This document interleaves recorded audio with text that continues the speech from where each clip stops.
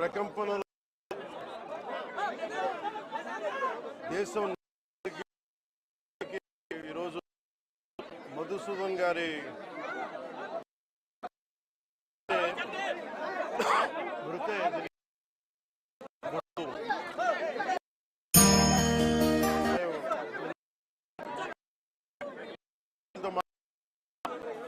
వారి క్షణంలో అడుగుతుంది. నమ్మశక్యం లేని పరిస్థితిలో ఉన్నారు.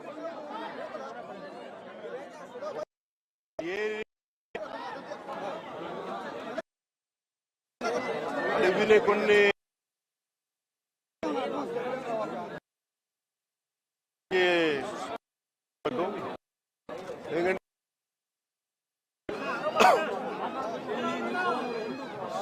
వాళ్ళ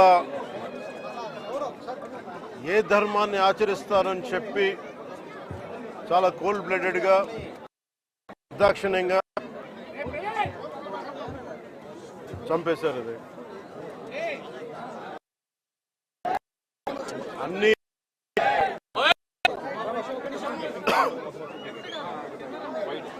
కశ్మీర్లో అన్ని ప్రశాంతత ఉంది గత కొన్ని సంవత్సరాలుగా, అన్నీ బాగుంటాయి అని చెప్పి వెళ్తే మేము తిరిగి ఇలా ఈ పరిస్థితుల్లోకి వాళ్ళు నాకు కూడా బాధ ఇంకా గుండెలో ఉండికి నేను మాట్లాడలేకపోతా ఉన్నాను.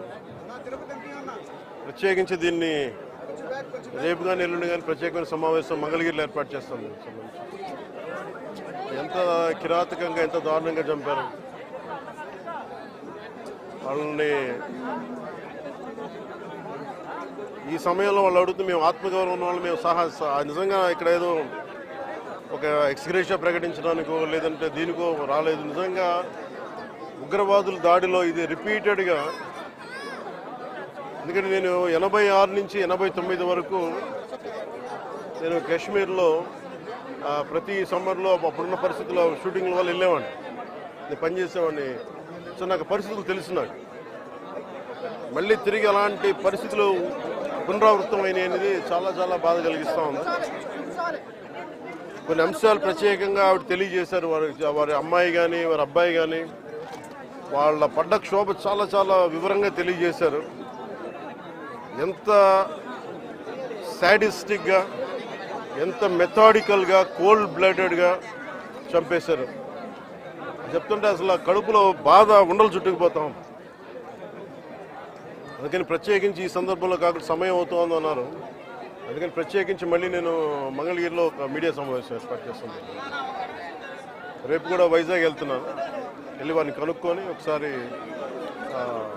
ప్రభుత్వం అన్ని రకాలుగా భరోసా ఉంటుంది, అది మీకు తెలిసి చెప్పక్కర్లేదు, ఖచ్చితంగా చేస్తుందా సందేహం లేదు. కానీ ఇది more than ex gratia, more than డబ్బుల కంటే కూడా బాధలో మీకు తగిలిన ఈ వచ్చిన ఇబ్బంది కానీ, ఈ గాయం కానీ, అంటే మనిషి చనిపోయారు కానీ ఈ జ్ఞాపకాలు చిన్నపిల్లడి ముందు జరిగింది, కూతురు బిడ్డ ముందు జరిగింది.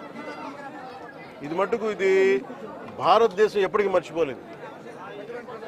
భారతదేశం ఎప్పటికీ మర్చిపోలేదు.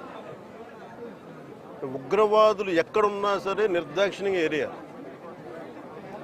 మన కనికరం ఎక్కువైపోయింది, మంచిదనం ఎక్కువైపోయింది. అంతే మనం నిర్దాక్షిణ్యంగా ఏరియాలి.